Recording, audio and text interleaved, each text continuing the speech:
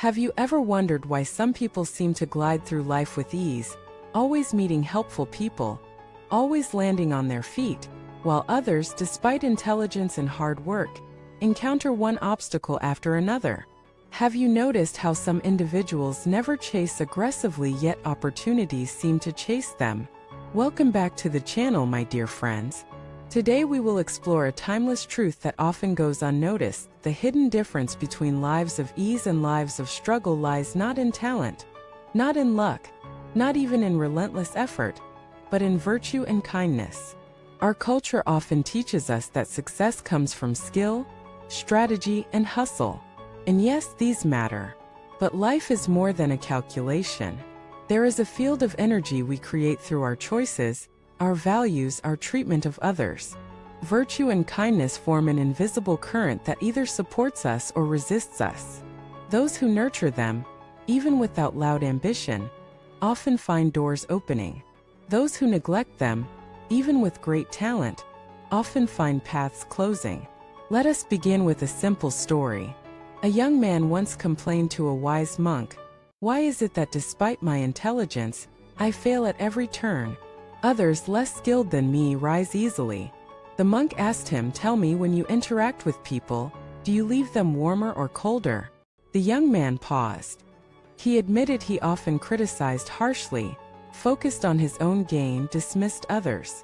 The monk smiled gently, "Your mind is sharp, but your virtue is dull. People are not drawn to sharpness, they are drawn to warmth. Without virtue, your path will always be lonely." That conversation changed his life. He began practicing patience, generosity, gratitude. Slowly, he noticed a change. People offered help freely. Colleagues trusted him. Opportunities flowed. His skills had not changed, but his energy had. Friends, this is the invisible law of life. Virtue attracts, selfishness repels. Consider another example. A woman who once faced devastating financial hardship began volunteering at a community center, cooking meals for the elderly.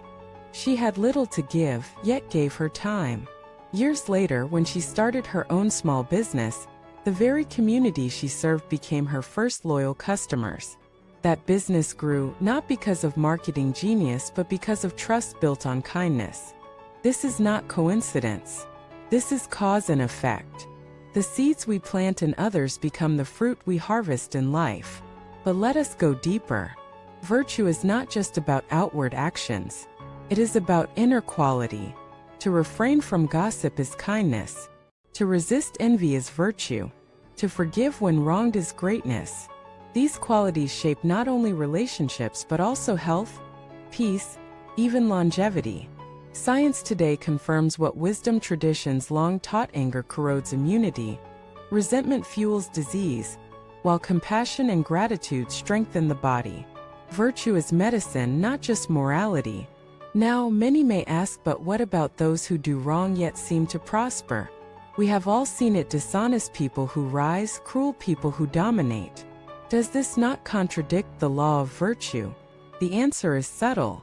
Wrongdoing may bring temporary advantage, but it erodes silently.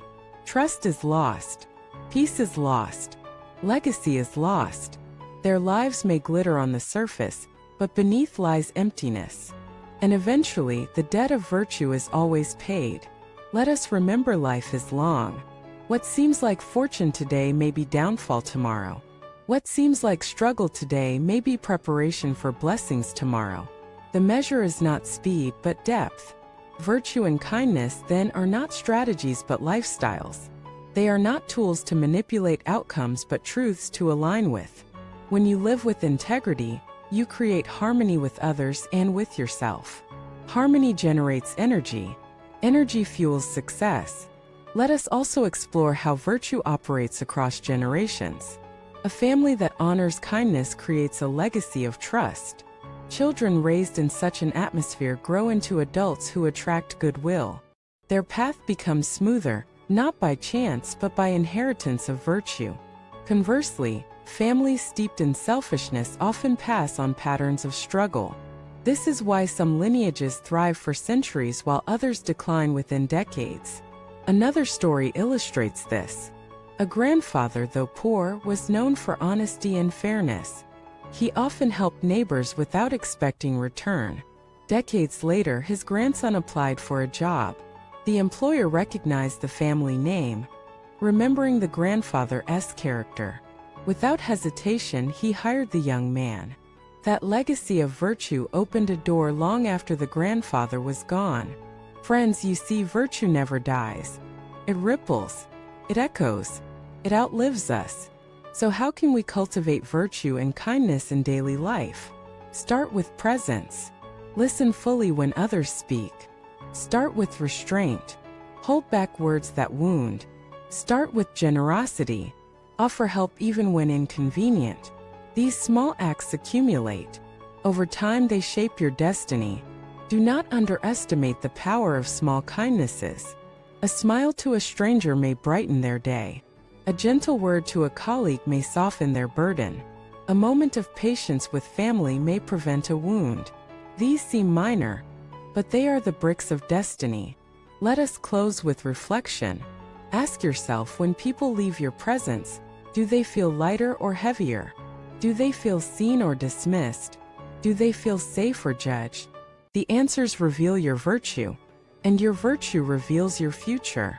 My dear friends, as we conclude this conversation, hold this truth close: talent may open one door, effort may win one battle, but only virtue and kindness can sustain a lifetime of harmony.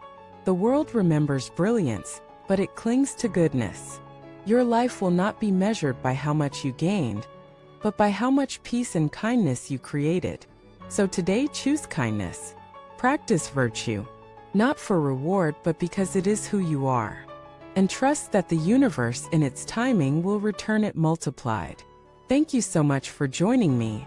If this touched your heart, share your reflections in the comments.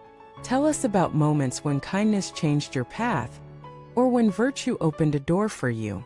And do not forget to subscribe, like, and share this video, so that together we may spread the power of virtue and kindness. Thank you for watching this video.